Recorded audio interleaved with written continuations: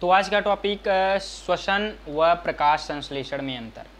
ठीक है मेरे भाई, स्पष्ट करना है। ये 4 से 6 अंक यहाँ से पक्के हो जाएंगे। एक महत्वपूर्ण टॉपिक है। इसके पहले मैंने बताया जो है आपका क्या कहते हैं, इसके पहले जो एक टॉपिक था स्वपोषी पोषण एवं विषम पोषी पोषण, वो मतलब मेरे भाई हर साल आता है। बायोलॉजी का जो पहला चैप्टर है जैव प्रक्रम, यानी विज्ञान का 5वां चैप्टर, कक्षा 10 यूपी बोर्ड। ठीक है मेरे भाई, उसमें जो है स्वपोषी पोषण बहुत इंपॉर्टेंट और विषम पोषी पोषण में अंतर, ये इंपॉर्टेंट टॉपिक है, इसको तैयार कर लो। उसके बाद इंपॉर्टेंस में आता है श्वसन व प्रकाश संश्लेषण। इसको मैं फटाफट से बता देता हूँ। प्रकाश संश्लेषण व श्वसन में अंतर इस तरीके से आपको लिखना है।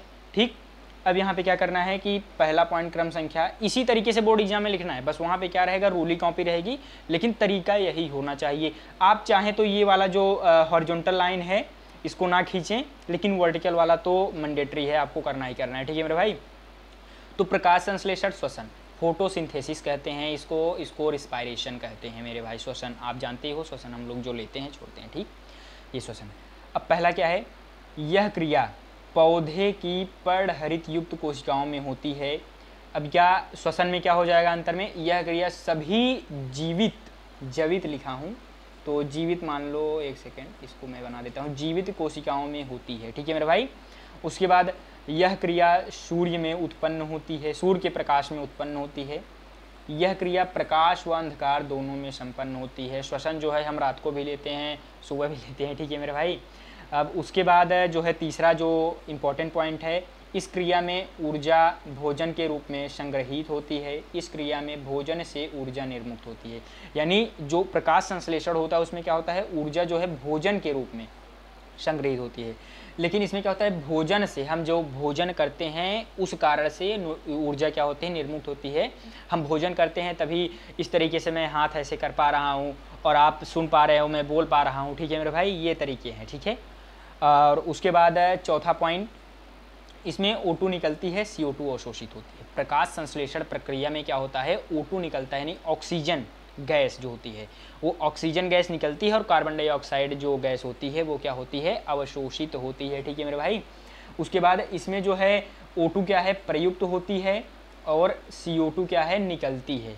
ठीक है, यानी O2 यानी हम जो श्वसन करते हैं, श्वसन क्रिया में क्या होता है, O2 प्रयुक्त होती है, यानी O2 को ग्रहण किया जाता है और CO2 को निष्कासित या निकाला जाता है। ठीक है, उसके बाद यह क्या है, उपचय क्रिया है, एनाबोलिक है। ये क्या है, अपचय केटाबोलिक क्रिया है। उपचय अपचय इतना ईजी है मेरे भाई, 1 मिनट लगेगा इसको याद कर, 1 भी मिनट नहीं, 10 सेकेंड। ये उपचय क्रिया है, ये अपचय क्रिया है, बस आराम से 1 अंक क्लियर हो जाएगा। 4 से 6 अंक आता है, 6 पॉइंट आप लिख दो, मैंने 8 लिखा है, कोई 6 आप याद कर लो।